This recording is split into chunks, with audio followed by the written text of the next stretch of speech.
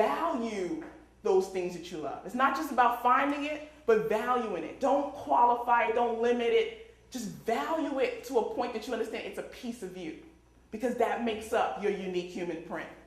So when you're in passion, it's not just identifying, it's also valuing it. And also understanding that it's not just one passion. I think sometimes we get caught up in the bullseye. What is that one thing we want? Or what is that one thing I love to do that I can go ahead and do? No, I'm not caught up in that. I'm talking about express all the things you love. Right now, I speak, I coach, I consult, I write, I train. I'm expressing all the things I love to do in different ways. So I don't want you to limit it to just one passion, okay? So the first one is passion. Just getting caught up, having a love affair with all the things you love, bringing it all out because that brings you out, and valuing it. The next element is purpose. Purpose is it's about finding that thing that is meaningful to you to give service to the world. And that's the key right there.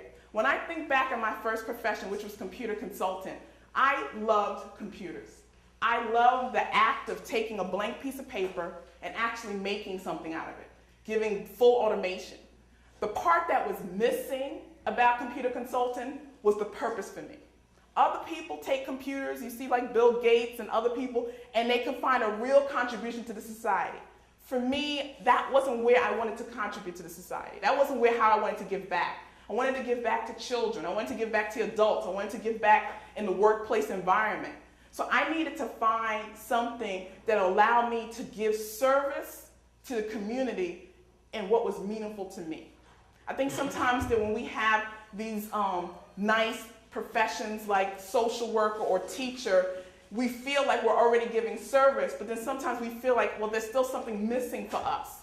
And what I'm saying is for purpose. It's not about just giving service, but service that's meaningful to you, that makes a connection to you. And one of the things that I share with my clients and how you find out is those things that give you a pulse point. Have you ever been in a conversation and somebody brings up a conversation about one of the social ills or the social challenges we have, and you start talking about it so passionately?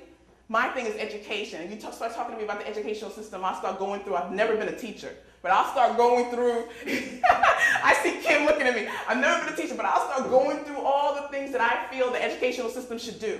So one of the things that I did was take my coaching and went into a classroom to see if I could help these children nurture their loves at an early age and stay with it, okay? So trying to find those pulse points. The other thing to help you kind of figure out the service and meaning that you want to bring to the contribution is looking at your life lessons. Don't we have some real rich life lessons that we want to share with the world? Our experiences, that's also making up this unique human print. So look at those places that get you all excited about talking about those social changes. Look at your life experiences, and also look at those things that, again, that touch your heart in a way that says, this is how I want to give service to the world. Purpose. So we have passion and we have purpose. And when you put them two together, that's what I call the what. You see, I haven't talked about how we go about doing it, but just discovering the what. Because those two things to me bring your full expression out.